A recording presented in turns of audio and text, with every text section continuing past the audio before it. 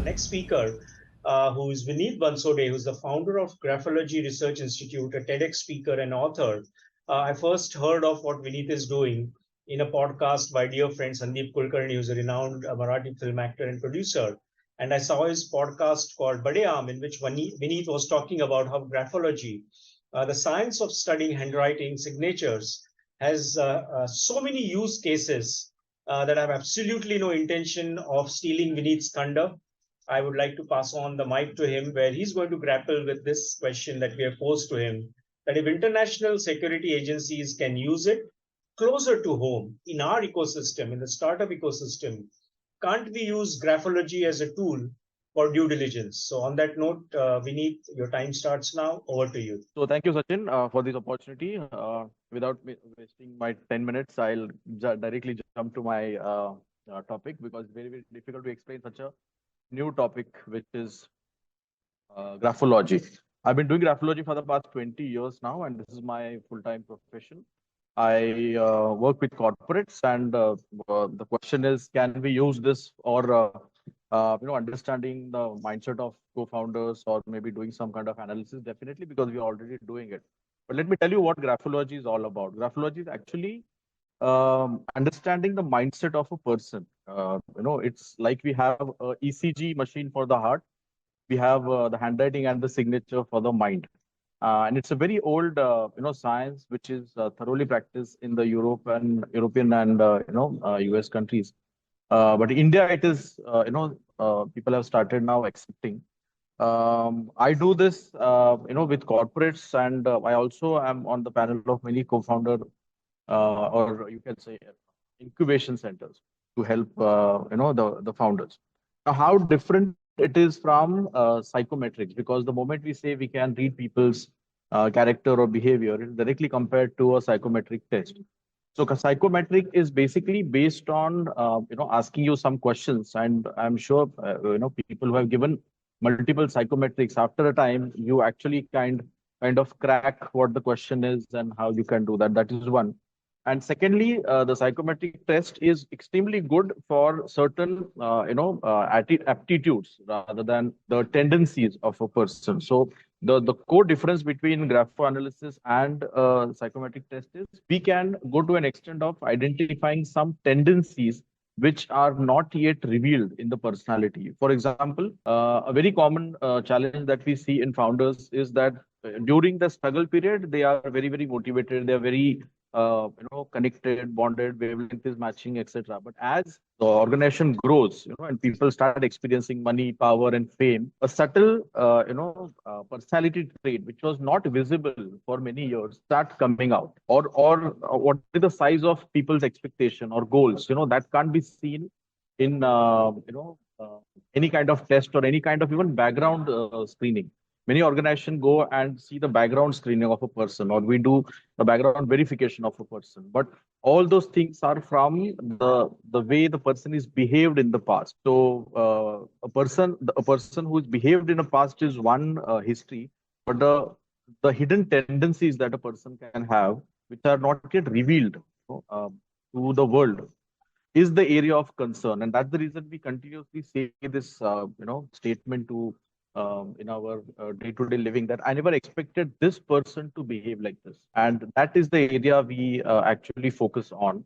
That I know this person for the past 5 years or 10 years, but I never thought this person will say this, or this person will behave this, or this person must be thinking this. So a small question to everybody here: do we have certain things in our mind?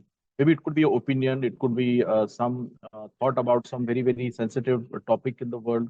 It could be your future ideas. What is your, how are your relations, or what is your real ultimate plan in life, and things like that. We all have these kind of secrets in our mind. So if we have, then I'm sure everybody in the world has certain things in their mind which they have not shared with anybody in the world. Now, knowing this, how can we be very sure that to say that I know this person very well? Because we only know the person to the extent the person is allowed us to understand that person, and that is where people change as they experience power, money, fame, recognition, or their goals are completed, or things like that. So we can actually do an analysis on how this person will behave if we give him power, how this person will act if he gets money, how this person will behave if he gets fame. Can he handle fame? And I don't want to take any names and any organizations, but we know many times big companies appoint a good after a good succession planning activity, they appoint a CEO, and then they realize that this person is not working out. You know, and they have used all the tests and all the possible competency mapping and everything, and still they feel that this was a wrong choice. Why? Because how he will behave after sitting on that chair and experiencing that power, that nothing can analyze in this way. So that is the core difference between any other analysis tool and graphology tool. So graphology, another thing is while recruiting, when we are hiring co-founders or we are hiring maybe a CMO or a CTO or a CFO or whoever, we normally go by the resume and what are his talents and what is his experience and what is the result he's delivered in his past organization. But there is no way to match the culture of the person and the organization. Like company, a person working in a company will have a different culture, and the B company will have a different culture. So the staff from A to B or the manpower from B to A is very, very difficult, because the person is, like there is a very famous statement which says, culture will eat strategy for breakfast. So culture analysis or culture gelling, that is very, very important. And that's the reason many times a person was performing very good in one organization, but when we hire him in our organization, the culture doesn't suit him and he's not able to perform. Now, these are the areas where graphology plays a very good role of analyzing the culture of the person. What culture he'll be worth? Will he fit in our culture? Or if you want to fit, what are the things we should do? These are the things we should really be doing at the organizations where we are working. As I work as a behavior expert in some organizations where we take care of compatibility and take care of attrition to graphology.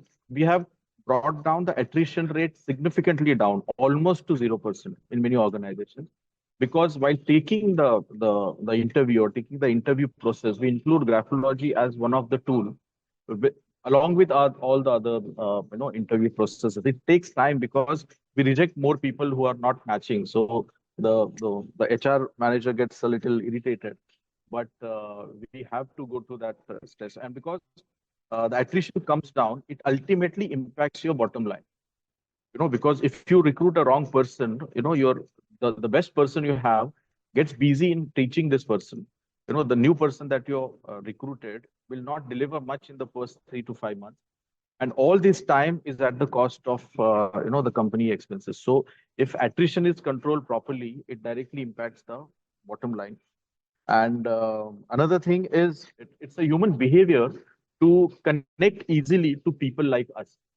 So when two people come together as co-founders or four people come together as co-founder, the first category of why these four people are together is because they like each other, or they can work with each other, or they're compatible with each other, or they understand what they're talking to each other. The language is same, or the vibrations are same, things like that. Ideally, we should have 8 different types of people in an organization. So we will not understand everybody's thinking or strategy or approach. So there is another topic called 8 multiple intelligence test. And with graphology, we can identify those 8 different intelligence in 8 people, and that is the ideal group that will run an organization. So some people will be very good in negotiation, some people will be having a core ability of finance, some people will have a core ability of system processes. We can identify, so these people rarely come together because they talk opposite languages and they can't really gel. So I think in just I tried to explain what is graphology. I think thank you everybody, and let's hope to discuss on the LinkedIn group. Thank you so much, Vineet. And clearly, from what I gather, if it is possible to predict the traits of an individual even before the person starts working with you, or before you start working with that individual, that would be awesome. And like you clarified the other day, it may not be sort of very difficult to imagine that you'd actually be able to tell who is going to crack under pressure, what kind of founder is going to perhaps succumb to some ethical or unethical pressures, and various things that investors and founders discover much later in the journey, only to their disappointment, saying, oh, I wish I knew this before.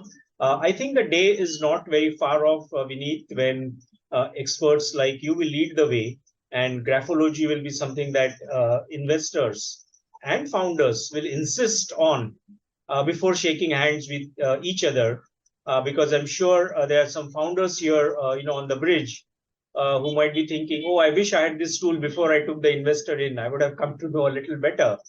Or perhaps an investor would have said, "Oh, I wish, I had better understanding." But this is very helpful. Thank you so much. The time just ran out, so you were finished in time. Thank you for this awesome session, and thanks for being such a sport. I know it is difficult to do justice to every single topic we have today. And I think it is the magnanimity of each of our speaker to even want to sort of grapple with this Shiv Dhanush, as they say,